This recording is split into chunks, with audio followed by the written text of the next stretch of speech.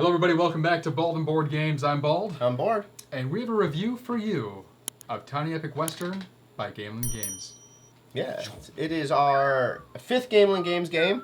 Gamelin Games gaming. Of the Tiny Epic series. We just finished our playthrough, so check that out here on YouTube. Now we're going to go into our normal review structure and tell you our thoughts of this game. We are. So the normal review structure, if you haven't watched one of our videos beforehand, is we are each going to grade this game over 5 categories. The storage, the rulebook, the components, which are what things are made out of, then the design, which is what they look like and how it reads, and lastly, the gameplay.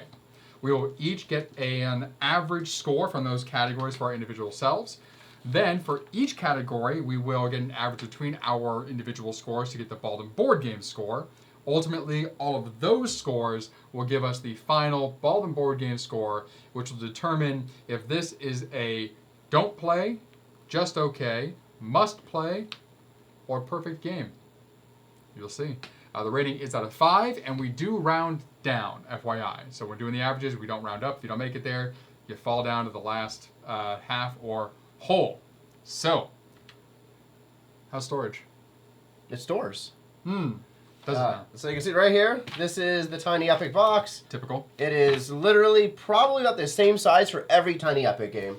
Some are slightly taller, slightly thinner for like expansions, but it's pretty much the same size box. Yeah, their expansions are all the same thickness, and their main boxes are all the same thickness, which is very interesting how they've done that. So normally in most games, we don't like a box with things that you put with stuff in the box. This it works. Yep. Tiny Epic, Gamelin Games has figured this out where they know their components, they know exactly how they can get organized in the box, where everything fits. It's a snug top. So you have these different things go on the bottom. There's 6 of those. You have 2 types of decks of cards that go down, or the player cards go down, then the 2 decks of cards. The rest of the components go in this baggie, goes on top. Rulebook on top of that, lid, done. Yep. So it fits everything it needs to fit. It's nothing fancy, but it doesn't need to be fancy because they're very simple games, very simple components. Yep. So 5 out of 5. All right. Okay. So normally my gripe is things and stuff, and things in bags and stuff. But to Board's point, with the Tiny Epic games, there is very few components. There are very few components, and they do all fit in this box. The cards go down, everything goes in, the lid can go on right on top. My one issue, and it's my issue with all of the Tiny Epic games, is that they've designed these boxes a very specific size, so oftentimes the components have to go into the box in a very specific way for everything to sit flush. So because of that, storage gets a 4 out of 5 for me. Someone doesn't like Tetris. It's annoying. I think it's pretty fun. It's a puzzle. I like Tetris. I like the puzzle. This is just like, come on. So next up, we have the rulebook, and in this game, player aid as well. We do. So the Tiny Epic rulebooks are tiny and epic. There's a lot crammed in to this little thing. We're right here, right? Perfect. So Tiny Epic has diagrams in here. A lot of wording in the rulebook as well, and unfortunately, it can get confusing. So they have some diagrams, but the diagrams can be more prevalent and much more clear.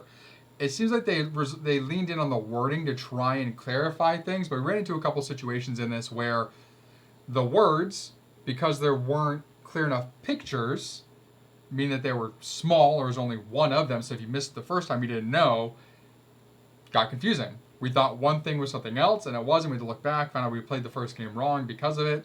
So that's a knock on the rulebook for me, that one, they don't have a picture every time that something is in reference to that specific area if it is important, or that it's just so small it can be easily missed and then completely throw the game off. For the player aid, very straightforward. Didn't really have to use it, but the important things are on here. The round summaries on here, and then your poker hands, which pertain to the game, as well as like the suits as well. This stuff doesn't matter as much, but it's good to have just in case. So I think the player aid was spot on. But yeah, that rule book was very, very confusing. So I did drop this a good amount down to a 3.5 because the issues with the rule book threw off how he played the game in multiple ways.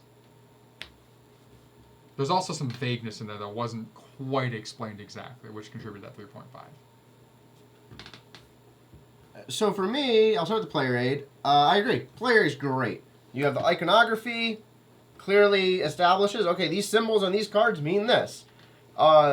The poker hands is great if you're not a poker player. You can easily see the examples. You see the suits, which again is a major factor in this game. The one thing and it has the round structure, great. The one thing missing from this player aid is when dueling, what resource to spend if you're the attacker or the defender. No. Dueling could be a major part. Having that on here would have been nice, where it would just easily, under money or law, you could have had a parentheses, just put it right underneath, and said, pay +1 or pay 1 for attack, pay 1 for defense. Yeah. So that was a little miss on this part. In terms of the rulebook, some similar comments. Setup, pretty straightforward. Again, setup's not overly complicated in this game. From this page, I misread something. Misunderstood that there's a porch in the back of the building instead of the front of the building. The rest of the things initially is fine, but there is a few sections, as Nick mentioned, that is super wordy or not really clear. Mm-hmm. A big one was what did we encounter?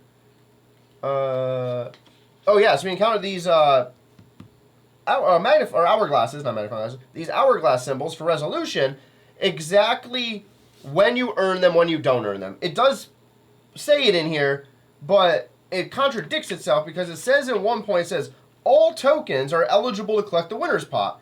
And then it says over here, your posse must not be wounded. Well, it's like, how does all posses are eligible, but then on the other side it says if they're not wounded. That's not all posses anymore.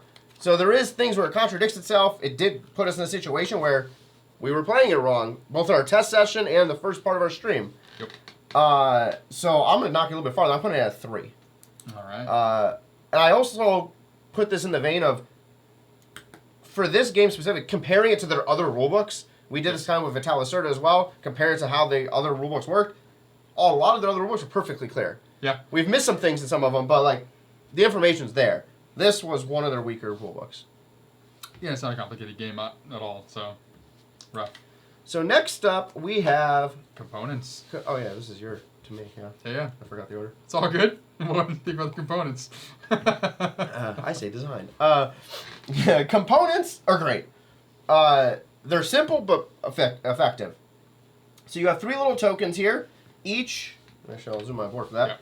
Yeah. Each one is shaped as kind of what it represents. You have a coin with a little coin-type symbol. You have a gun barrel, which is force, and you have a little badge that says law in the middle, which is law.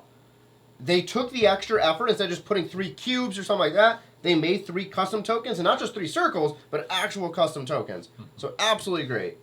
On the main game board section, they have these. They're all solid material. Just throw them around. These are getting dinged up slightly.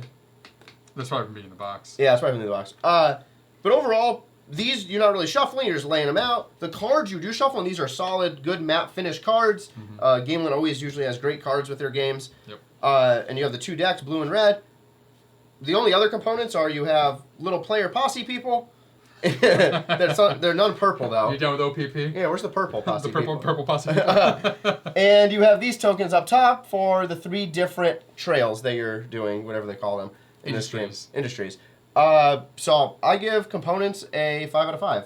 I think it hit all the marks, and even you had a fun little like hard plastic wanted thing here. Yeah, that was a lot of fun. Yeah, I entirely agree. Something that Gameland does really well with their tokens, they went over on the mat, is that they always make them fit the theme of what's going on.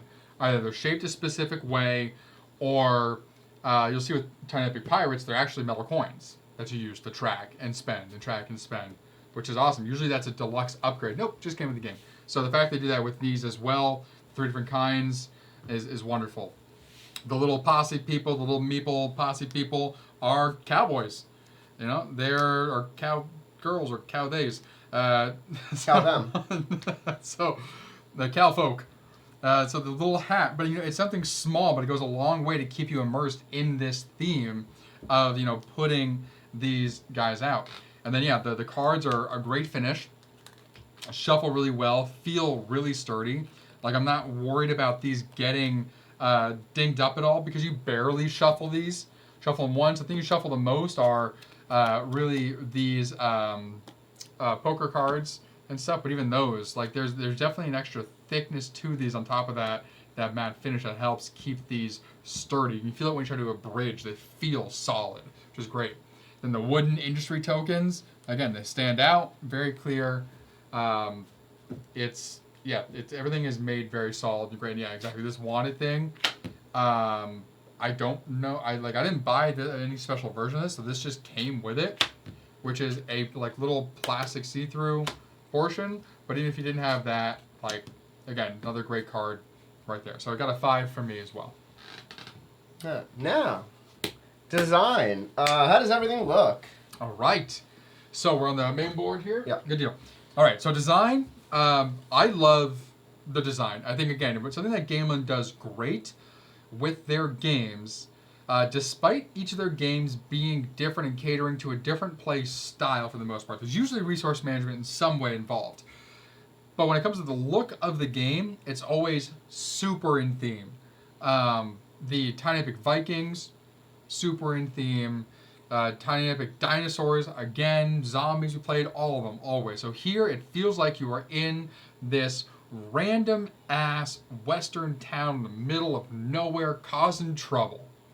All of the different buildings have different artwork based on what they are. Their facades are all different. This one's a friggin' castle, the army depot. Outpost. Am I reading that wrong? Outpost. Just everything. The iconography is very clear, despite the confusion in the rule book as to when certain things may happen or not. That's a rules issue. We knew what the icons were. We understood, and that actually helped create some of the confusion because of the rule, because we knew so well, wait, this icon is this thing. Does that mean that this thing is that thing also? But there's nothing that looks similar. The cost to buy things for your resources, they did it the simplest way, the cleanest way possible. Instead of putting the token and a number next to it and having someone dyslexic read that 6 as a 9 or whatever it might be, That's hilarious. all of these are very, very clear. So it got a 5 out of 5 for me. I love it. Sorry, one more thing. The backs of these decks are different colors. Again, just that extra touch. The fact that the cards look worn as well, because I could keep going. 5 for me. 5 out of 5. What did you find? Something else I think we played around. We'll figure that out in a minute when I talk about gameplay. For me, for design, I agree. It all looks great. So you have these custom individuals. They all look cool. They're not super realistic artwork, obviously, but they're just fun to look at. The player board itself, it has 6 numbers here, all designed like 6 bullets, like you'd have in a 6 shooter back in that day in time frame. To the main board, again, cool looking buildings. They all have their little things about them. All the cards are pretty unique. And to your point, the iconography, it's very clear what the cost is on the bottom, the value of those industries on the top, victory points in the corner, and then the symbology for when it happens in the other corner. So I'm not going to double down on the same things, but yeah, 5 out of 5. Design hit its mark. All right. So how about gameplay? Yeah, right. So overview of the game. So this game is broken down into 4 easy phases. Each turn you play up to 6 rounds. Can play 2 to 4 players. The concept of the game is you have all these locations out. You have a card on each side of each location. You will also receive a card of your own. Your goal is to collect resources, which are earned on each card, or by the card attached up on the top. Utilize those resources to buy more cards, to earn victory points, to earn the industries that you can help control for endgame scoring, as well as you create a 3-card poker hand that gives you a winning pot, and you either face against another opponent if they're there, or face against the rival, which is sitting in the middle of the table, if you're there by yourself. So you're still engaged in a battle or duel, or not a duel, a battle per se, for the poker hand. The other side is dueling, which is if you and an opponent are in the exact same spot, you go into a duel, the winner gets the wanted card, the loser turns their person down like this, and it's all dice roll based or Bullet dice. Bullet dice. Which I didn't even mention in the components section. I love the bullet dice. And you can add your card into it. So really, half resource management, half poker hand management of knowing what order things will happen in and how you're competing against your opponent or the rival card. Yep. And again, you play 6 rounds. Whoever's most VP at the end wins. So the things I like about it, I do like the poker side of things. So you have card numbers 1 through 5 across 4 different suits, and the suits are custom to this game. So you have the cowboy hat, you have a TP, you have a horseshoe, and you have a bull. So very cool theme that they didn't just use a normal deck of playing cards and just have the 1 through 5. They customized it, so I appreciate that. Yep. And as a poker player, I do love playing poker. So that part was great, and I thoroughly enjoyed like trying to balance my card and be like, okay, I have a 4-5 over there. Okay, if I have a 3, I'll get the straight side, but oh, maybe the 3's not good enough for the duels, and maybe I want to do something else. Mm-hmm. So that balance was great. For all of the locations, I did like how the 4 locations here covered the 4 types of resources. So you had the gold for the money, you had law, you had force, and then you have wild over here. This is also something I did not like. That you every time will always have wild. I think it should have been maybe like they should have been like one or the other. So maybe like this was like, okay, you get 1 gold, 1 force, and then there was another card that had 1 force, 1 law, and you had a like let's say 6 card options, and you only put certain ones out, which like that. Yeah.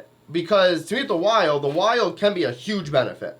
If you're on this card, and let's say Nick's already on this card, and I don't want to duel him, or potentially I can't duel him, because there's a card that also puts that into play, now he's guaranteed wild resources as long as he wins the poker side of things, and the only way for me to get there is to duel him, or potentially I'll lose the duel, and that costs a bunch, or I have to go somewhere else. So I do think the wild could be a little unbalanced, at least in a 2-player game. 4-player might run a little differently. We don't know. True. What do I want to say next? So overall, I'll stay on game board and I'll go this thing. I don't like how dueling impacts everything. Dueling and the poker hand kind of impact together. So, for example, we'll go right here. What do I have? That's a bad card example. What card do you have? Cheater. That'll make this a good example. So, Nick and I are both here. We have this. We duel. I lose the duel. I have my poker hand. Boom, I have a 4. So, I have a pair of 4s with a 2. Nick has a 3, so he has 2, 3, 4. So, I've lost the poker hand part. So, normally, I would be eligible for this, but because my person's knocked over, I'm not even eligible for any of that anyway, because I lost the duel. So even if I won the poker hand, sure, Nick would not get the resources, but I can, if my person's down, I'm never getting resources here. On top of that, I can never buy cards here either.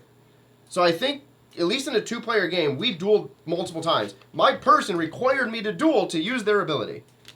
Because the only way to duel in a 2-player game is against each other. So you chose that person, though.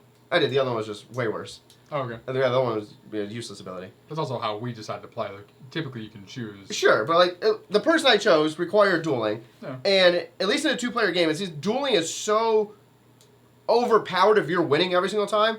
So it comes back to, I know you've had this complaint in multiple games where, Chance. to me, this is chance and random. How all these cards get dealt out, and the dueling is just rolling dice, is so random and can easily throw you 4 rounds behind. Yeah. Because there was a point where I lost 2 duels and 3 sets of poker hands. I got 0 resources, couldn't buy anything, and then Nick was able to buy 2 cards that turn. So Yeah. now he has a 2-card advantage and resource advantage. Yeah. And then at that point, it was impossible to catch up. So for me overall, I was not a fan of all of that. The one thing I saw in the rulebook, which is this also has those symbols. So if you lost a duel here, Those wouldn't go into you effect. also don't know. I think All we that. used them always.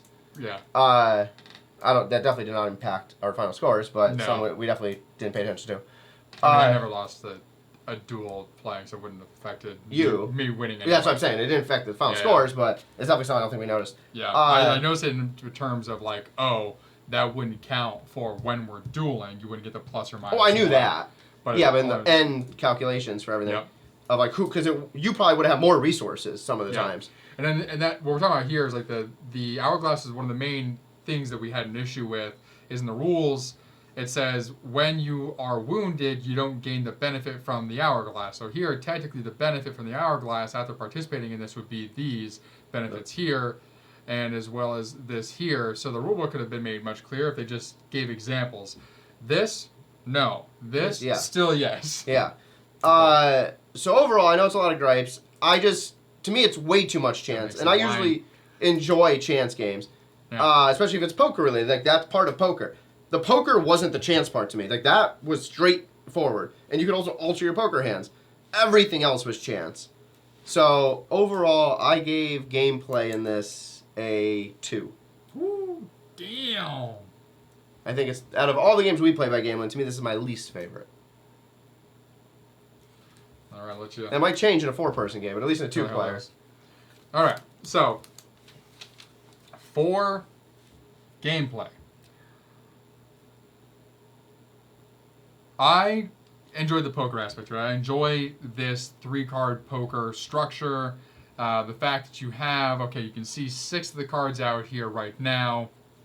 Plus, you got to see 2 more that you were dealt, so you can kind of guess, okay, here is the potential of what the people could have. But that's almost not as important as what's out here. What is my best hand with the 2 cards I have based on what's out there?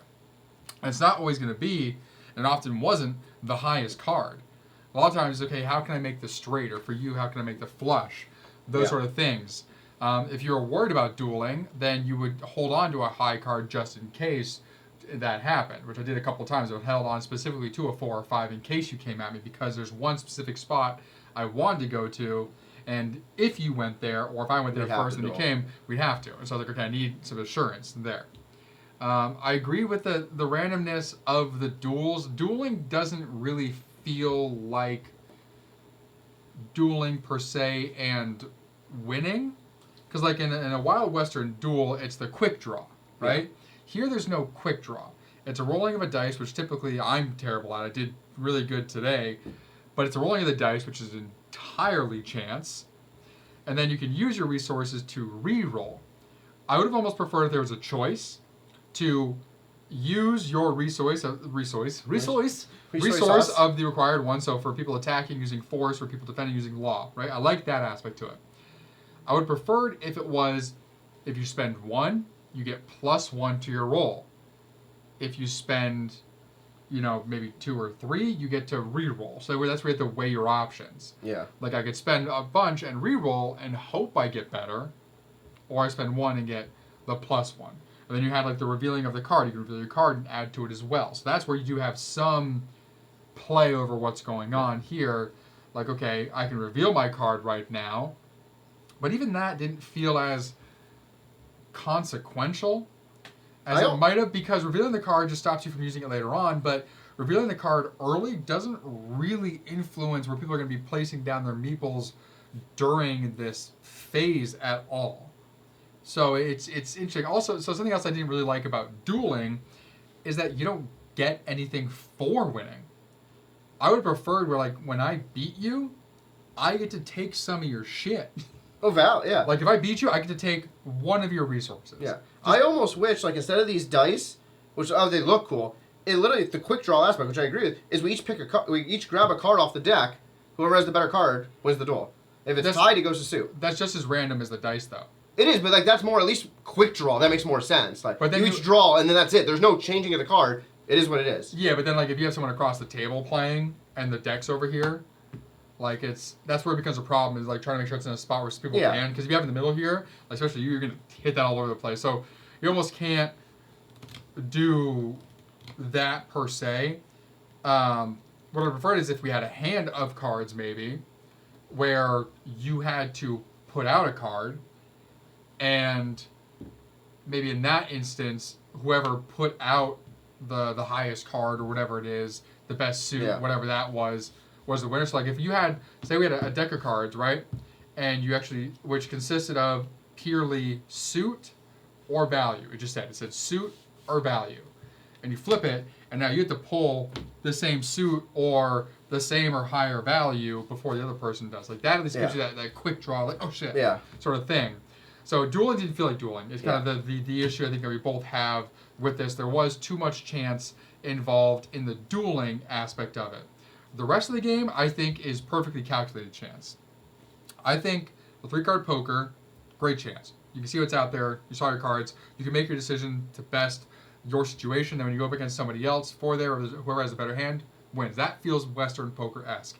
I think these buildings being out here, again, good random chance. I think part of the reason why I think I did good at this is because this game is heavily reliant on adapting on the fly based on what comes out, based on what somebody else has. You really can't play your typical way where you try to plan ahead and try to really math things out and make sure you have a contingency plan in addition to your plan, which is what you typically do. You typically plan this, if this happens, this happens, that happens. You can't do that here because of the way this randomness is structured. Well, you also can't get the cards if you don't have resources. Right. Actually, that whole second game, I just never had resources. Well, even that like planning on, okay, where am I putting my people to try and make sure I get resources in some way, some manner. Where that clearly can't be an issue with chance, because in all 3 games we played, I never had an issue with resources whatsoever. No, the issue with the second game wasn't the chance of that. It was the chance of I lost literally every single duel. We dueled like 10 times. I lost every single duel. Yeah. So therefore, I'm getting 0 resources, and I can buy 0 cards. Yeah. Every single time. Yeah. So there's definitely some chance issues where if you're just rolling bad or whatever it is, that throws the game out. I think honestly, if they fixed the duel aspect, that would fix everything else. Because the duel aspect is what really screwed over you here, was the fact that even happens. That's where I think a catch-up mechanic would also be valuable. The thing that you actually hate is it says resources are hard to get if you don't win the duel. If you lose the duel, give me a resource of some kind that I want. Give me one resource. Yeah, I think anything like that. So I think winning the duel or losing the duel should be completely separate from the gambling winning pot. If those are separate things where, like, even if I lost the duel, I can still win this pot, then it would have been perfectly balanced. Because I could still get resources. Sure, I agree, like, if I lost the duel, I had to give you a resource. I'm fine with that. So maybe, like, so then you win, like, half the pot. Yeah, half the pot or something. So instead of cutting you off entirely, you win half the pot, and then you're forced to go last when buying. Like, your hand up here doesn't matter anymore. Because you lost a duel. If a wounded person, you cannot go first here. You know, something of that sort. Anything. Anyway, very long-winded. So, yeah. I was like, I forgot to give it for a second. But that's my only issue is, like, dueling like that. And I won in this game every duel we did. And it still felt not as fun. So I gave this a 4. Because in general, I think the game is a lot of fun. There's just that one issue that can definitely throw it off, depending on who you're playing as, or depending on how many players you're playing with. Okay. Here we go, everybody. Oh, actually, go back to the board real quick. So I just noticed that I did not point out. This board, the way they designed this with the cards and with the locations, is also designed to mirror a revolver's to loading bullets. No, it's just like the 6. That's just 6 sides. No, it's specifically also the silhouette that they made with it. Like the way that this card is structured, the individual cards here, and like the little, like the sockets that are here. And like this being round in the middle, like that is, I love it. It's great. Okay. Now we can go front. Got it? I was just thinking, these are the things we're going to go over our final scores. We have on this pad of paper here. Boom. Alrighty. Did you want to talk about something else? No, I was just wondering what the other things were. So, Now we're going to go over each of our individual scores for each category and give you the Baldwin Board Games score, which is going to be the average of our two scores. Again, rounded down to the nearest half or whole. Starting off, we have Storage. I gave Storage a 4. Board gave Storage a 5, which means Baldwin Board Games gives Storage a 4.5. Again, Storage is perfect for what the type of game is, the components it has, other than the one fact you have to put them in there a very specific way for things to sit cleanly and for them to close. Next up was the rule book. I gave the rule book a 3. Bald gave it a 3.5. We hold it down to the lowest number there in that circumstance, so that stays at a 3. Again, both our gripes are the same. There was just vagueness in certain aspects. It was a very wordy rule book. Could have definitely had better pictures to clarify certain things. Yep. Then next we have the components. So what everything is made out of. So what the cards are made out of, their finishes, the tokens, the meeples, the posse peoples, everything. I gave it a 5. Board gave it a 5. So Baldwin Board Games gives it a 5. No surprise. Tiny Epic does their components very, very well. They also do their design very well. So we both gave design a 5. Baldwin Board Games give design a 5. It fits the theme of a Western. It looks the way it's supposed to look. They did a very good job across the board with the cards, the locations, the player cards, and even all of the little iconography on the components to design it very well. And lastly, we have the gameplay. I gave gameplay a 4. Board gave gameplay a 2. So Baldwin Board Games gives gameplay a 3. Most of the game plays really well, but the heavy randomness that comes in with the dueling really can throw this game off for one person during the game and can make it feel impossible to get ahead. And that ultimately makes the game not fun. So it gets a 3, which is very middle of the run. So now taking all 5 of those categories, summarizing the scores independently for each of us, and then we'll give the combined Baldwin Board Game score. So my combined score for all 5 categories for Tiny Epic Games. You want to put it now? Yeah, Sure. I always do. Why not? Tiny Epic Games is a Western version, is a 4. It's kind of a 4 asterisk because the best 3 categories were storage, components, and design. It's true. So the things that mattered, which was rulebook and gameplay, were very low rated, but they made up for it based on our categories across the others. Yeah. So a 4 out of 5. And I gave Tiny Epic Western by Gamelin Games a 4. Again, I think that they did a lot of things very, very well. My main issue is definitely the rulebook and the confusion that is there. It probably would have been ticked up to closer to 4.5 if the randomness in the duels was a bit more fun and less random. Alrighty. So Bald and Board Games gives Tiny Epic Western a 4 out of 5, which makes it. Certified Baldwin Board Games must play. Yes, indeed. Again, it's not a horrible game. We've played way worse games this year. That's true. You can check Very those true. out in our reviews videos playlist here on YouTube. We have a 2 out of 5 in that. We do. But I definitely, personally, I would recommend Tiny Epic. Again, has a bunch of games. I think we have about 10 right here. There's other better ones. So if you're looking for one, if you love the Western theme, go for it. Yeah. But if you're just on Tiny Epic's website, you're like, hey, I want to buy one of these. In my opinion, there's some others that are better. Game of Thrones is one out. Great theme. If you're a Game of Thrones it fan. really depends on what you Yeah. like. I mean, the good thing about Tiny Epic is that there are a bunch of them, and they all do lean into a different genre.